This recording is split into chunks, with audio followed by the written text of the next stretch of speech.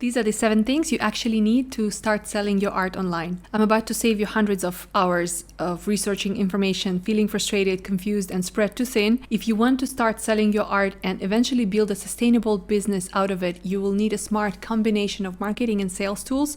That doesn't mean running 12 social media accounts and going crazy. Yes, the things that I'm going to talk about take time and effort, but with practice, some time management and strategic approach, you can manage it by yourself. You just need these 7 things. And honestly, most of them are simpler than you think. Let's go through each of them one by one, and I will tell you exactly how to use them in your art business, just like I teach my students. I've sold my own art online for several years before jumping in to help others, and my guidance have helped hundreds of artists to do the same. Besides being an artist, I'm also a marketing graduate with a career in corporate world behind, and if there's one thing I learned is that artists tend to get distracted by multiple business ideas at once, at the same time trying to do everything perfectly and get excited about starting and then burn out soon enough after having to deal with so many things at the same time, none of which is working as expected. So today I want to strip all of that back and give you the real blueprint, the real 7 essential elements that you need to get your art business to take off. So first thing you need is an online store with a checkout. Very basic. It's very obvious, but it's amazing how many artists skip this. If people can't buy your art without sending you a DM, without waiting for a reply, figuring out payment manually, you're losing buyers. Art buying can be emotional and impulsive. If someone falls in love with your piece at 11 p.m., you want them to click buy, not just wait until morning to send a message, right? There are multiple ways to create an online shop, like starting with Etsy, Shopify, or artist marketplaces, depends on where your potential buyers are more likely to find you, to building your own website with a shop and a checkout, which doesn't even need to be complicated, it just needs to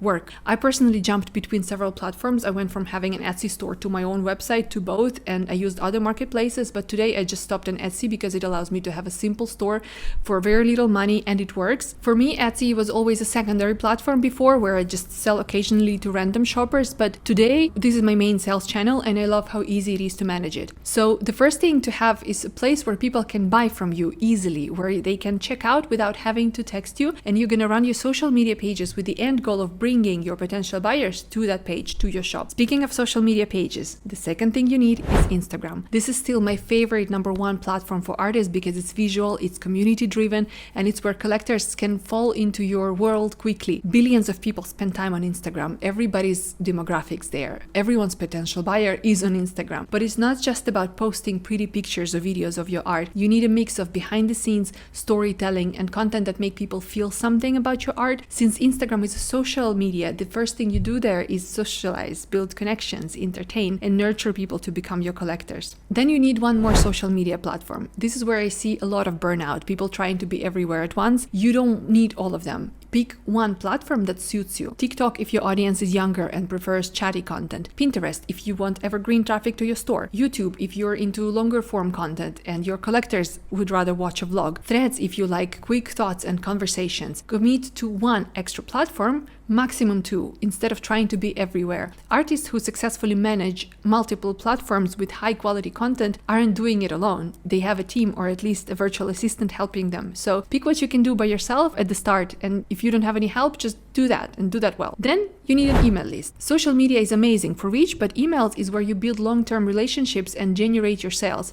If someone is on your email list and they've given you direct access to their inbox, no algorithm in the way, you can share your new work behind the scenes, stories and special offers directly in people's email inbox. If you have 50 people, that's 50 warm leads. In my YesArt Club membership, I have multiple lessons on how to grow and use your email list as an artist. Find the link below the video to come and check it out. Besides that, you need a clear personal brand. That doesn't mean a logo or a color palette. It means clarity about who you are as an artist and as a person, what you stand for and what your art represents and what kind of lifestyle it fits. These are the things that people should know about you and remember about you first. People buy art that fits their values, that fits their lifestyle, their identity. If your account feels like 5 different artists posting from the same phone, it is confusing. Clear vibes help people decide, yes, this is for me. This doesn't mean that you should be only creating one specific kind of art, one specific style. No, you can still experiment and do different things. But when your art is united by one personality, one idea, one message, one voice, it'll help you bring in the people that are more likely to buy from you. In today's Instagram, personal brand is even more important than the art you make. These 5 things are essential for your online art sales. The next thing you can explore if you have time, desire, and resources is offline opportunities. Generally, it's quicker money because you reach your viewers in real life, your art becomes tangible, and you get to talk to people, but it's also a different kind of effort. So what are we talking about? An offline marketing strategy. The real world. Markets, fairs, exhibitions, pop-up. These are the chances for people to see your work in person and to connect with you directly. Often one good in-person event can lead to ongoing collectors who also follow you online. It also means reaching out to venues, businesses, galleries,